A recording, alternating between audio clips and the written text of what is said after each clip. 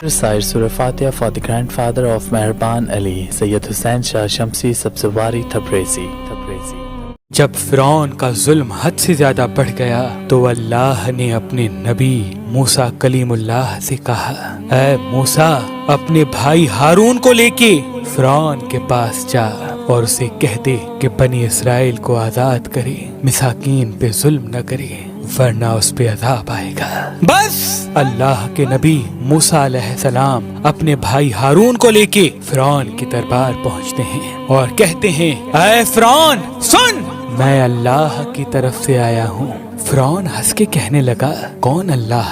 یہاں کا تو رب میں ہوں۔ موسیٰ علیہ السلام فرمانے لگے، اے اپنے آپ کو خدا کہلانے والے، تیری حکومت تو ان چند لوگوں پہ ہے، لیکن حقیقی خالق وہ ہے جو مشرق و مغرب پہ حکومت کرتا ہے، جس نے زمین و آسمان کو پیدا کیا، جس کی سلطنت تلے چرند پرند زندگی بسر کرتے ہیں۔ فرعون زور زور سے ہنسنے لگا اور کہنے لگا کہ اے موسیٰ، کیا تو دیوانہ تو نہیں ہو گیا؟ اپنے کپڑے دیکھ، اپنی حیثیت دیکھ، نکل جاؤ ورنہ تمہیں میں قید کروا دوں گا۔ اللہ کے نبی موسیٰ علیہ السلام نے فرمایا، اے فرعون، اگر میں ابھی اللہ کی کوئی نشانی لے آؤں تو پھر تم بنی اسرائیل کو آزاد کرو گے، انسانوں پہ ظلم کرنا ختم کرو گے؟ فرعون کہنے لگا، کون سی چیز ظاہر کرنا چاہتے ہو؟ ظاہر کرو۔ بس اللہ کے حکم سے موسیٰ علیہ السلام نے اپنی عصا کو زمین پہ رکھا۔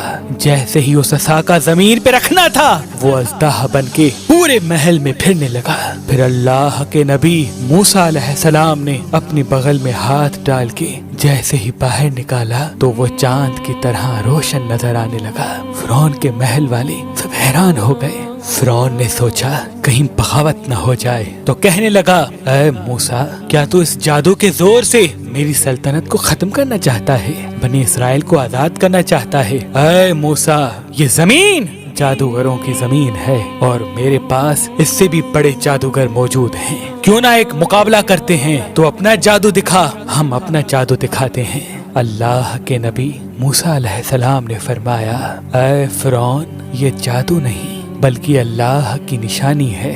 بس فرعون نے اپنی قوم کے بہترین 40 جادوگروں کو بلایا جو بچپن سے ہی جادو سیکھ رہے تھے، اور ایک طرف اللہ کا نبی موسیٰ کلیم اللہ اور ان کا بھائی ہارون تھا۔ اللہ کے نبی موسیٰ علیہ السلام فرمانے لگے، اے جادو کرنے والو، جھوٹ نہ بولو، اللہ کی مخلوق کو گمراہ نہ کرو، میں اللہ کا نبی ہوں، کوئی جادوگر نہیں، میں تو تمہارے رب کی طرف سے تمہاری اصلاح کرنے آیا ہوں۔ وہ جادوگر آپس میں بات کرنے لگے، کچھ نے کہا شاید یہ نبی ہو، کچھ نے کہا نہیں۔ صلاح مشورے کے بعد وہ سب جادوگر فرعون کے پاس آئے اور کہنے لگے، اگر ہم غالب آ گئے تو ہمیں کیا انعام ملے گا؟ فرعون کہنے لگا، اے جادوگرو، جو تم چاہو گے وہ سب تمہیں عطا کیا جائے گا اور تم ہمارے خاص لوگوں میں شامل کیے جاؤ گے۔ وہ سب لالچ میں آ کر موسیٰ علیہ السلام کے پاس آئے اور کہنے لگے، یہ دونوں صرف ایک جادوگر ہیں اور کچھ نہیں، ان دونوں کا مقابلہ کرنے کے لیے تو ہم ہی کافی ہیں۔ بس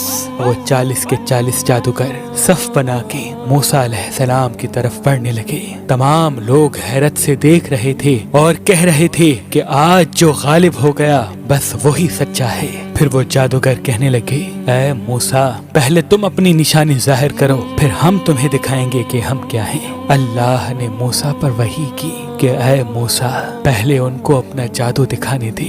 بس ان کے پاس جو لاٹھیاں اور رسیاں تھیں انہوں نے زمین پہ پھینکی اور انسانوں کی آنکھوں پر جادو کر دیا۔ دیکھتے ہی دیکھتے انسانوں کو وہ سب سانپ نظر آنے لگے، حرکت کرنے لگے۔ تمام لوگ ڈر ہی رہے تھے کہ اتنی دیر میں آوازیں غائب آئی، اے موسیٰ اپنی لاٹھی پھینک۔ جیسے ہی موسیٰ علیہ السلام نے اپنی عصا کو زمین پہ پھینکا، وہ اژدہا بن کے ان جادوگروں کے تمام سانپ اور لاٹھی کو کھا گیا۔ سب لوگ دل ہی دل میں موسیٰ علیہ السلام کو نبی تسلیم کرنے لگے، اور جب یہ منظر ان جادوگروں نے دیکھا تو آپس میں کہنے لگے، اے لوگو، یہ جادو نہیں ہے، کیونکہ ہم تو جادو صرف انسانوں کی آنکھوں پر کرتے ہیں، لیکن موسیٰ نے جو کیا وہ تو سچ ہے۔ یہ کہہ کے وہ سب کے سب جادوگر موسیٰ علیہ السلام کے قدموں میں گر گئے اور تسلیم کرنے لگے کہ اللہ کے سوا کوئی خدا نہیں، اور اے موسیٰ کلیم اللہ، آپ ان کے سچے نبی ہیں۔